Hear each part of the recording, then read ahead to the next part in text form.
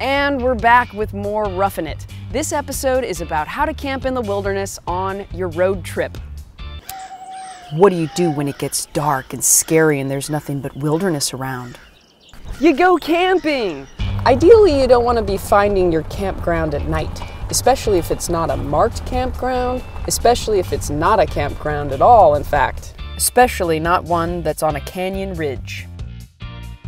Where did I find camping locations? There are all kinds of free camping sites around. The Bureau of Land Management, aka BLM, oversees all the public lands of the United States. That includes national forests, certain monuments, and certain wilderness areas. BLM lands account for 247 million acres, or 12% of the country. Public lands are an integral part of America. Each area has its own rules regarding staying overnight, having fires, and camping off designated sites. But public lands are just that. They're public. That means they're free. This land is your land. This land is my land. Well, sort of. In certain areas, fees do apply. Check beforehand. I wanted to see the United States. Not just the cities, but the landscape. Not just the people, but the wildlife. In order to do that, you've got to have some camping skills. Another good resource for you is campsitesnet. I used this site throughout the trip to find paid and non-paid sites. It became an indispensable tool. If you're going to be traveling off the beaten path like Skylar and I, you're going to want to have a four-wheel drive. While it is not necessary to have a four-wheel drive on your road trip, I recommend it because it enabled us to get to some of the most out of the way and less traveled places. That's why I got a 4x4. I found a site without driving off the ledge. All right, we're now parked on public lands. Put the Jetboil to work and tucked into a warm dinner. Luck was on our side because not only did we not go airborne into the river, but we awoke to a staggering view. This land is your land. This land. Well, I did.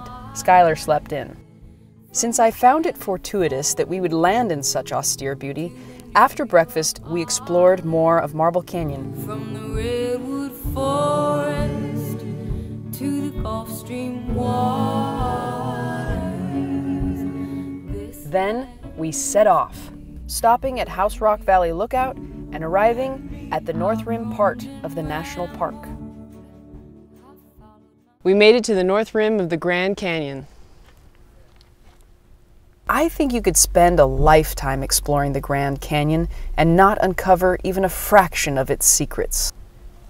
Isn't it so awesome? We spent some time in the actual park, used the Wi-Fi, the only place with internet access or cell phone service for miles, and found a free campsite in Kaibab National Forest. The Grand Canyon has gone green, which means they don't sell bottled water anymore, which means they have water stations and encourage you to bring your own bottle. So top up your water bottles, and also there are showers. Before you head off into the wilderness, assume all public lands are dry. That means there's no running water, so you must bring all the water you need. In addition to bringing water, I keep a life straw, a Katadyn Hiker Pro microfilter, and purification tablets. Since there's no running water, there are no flush toilets. Don't panic, because it's gonna be okay. Nothing to see here. If making in the outdoors is not one of your strong suits, I highly recommend the book How to Shit in the Woods by Kathleen Meyer. Just remember, apart from the Romans, plumbing has only come about within the last 100 years, which means that humanity has been toileting itself outdoors for hundreds of thousands of years. It's an art form. Speaking of waste, whatever you pack in, pack out. Don't leave litter or toilet paper. Burn it!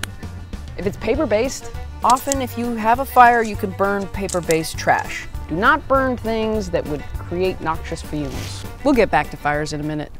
If you read Zen and the Art of Motorcycle Maintenance, one of the things he brings up is that on a motorcycle, you are much more part of the environment and part of the landscape because there's nothing shielding you. whereas a car is like a little bit more like TV. There's something that's separating you from the environment. Right now it's 40 degrees outside and sprinkling with looks like rain up ahead, so I'm glad I'm in the car. Which brings me to the topic of weather. When you go camping, prepare for all kinds of weather. It could rain. It could be 120 degrees.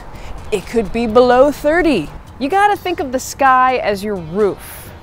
The key to dealing with varying temperatures is layering. If it's cold, add layers. If you're hot, take them off. Heat escapes most readily through your hands, feet, and head. So make sure you pack warm socks, gloves, and a beanie. Long johns are a must. I use my Burton snowboarding base layers and try to stay away from cotton because it doesn't really dry fast. You must bring a sleeping bag. Blankets will not do. I recommend a 15-degree mummy bag. My North Face bag has served me extremely well and has been well used. The Kaibab Plateau sits at about 9,000 feet in elevation. At high altitudes, the sun can get pretty fierce. Make sure you bring a hat, sunglasses, and sunscreen. Plan out your meals and make sure you bring enough food. Everybody has different tastes in food, so I won't give you any advice on what exactly to bring. I also carried standard issued MREs, meal ready to eat, as backup emergency rations throughout the trip. The military really know how to do camping, so it's never a bad idea to take a page from their book. Then again, you just might want to have a nice home-cooked campfire dinner. Back to fires. I will show you how to build a fire, but first, let's get the campsite.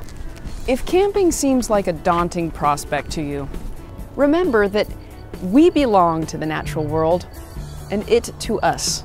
We think that we're separate from it because we walk on concrete and have bank accounts and go to Starbucks, but we are very much a part of it.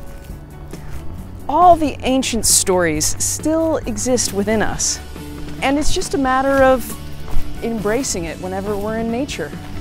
Find out what we do in next episode.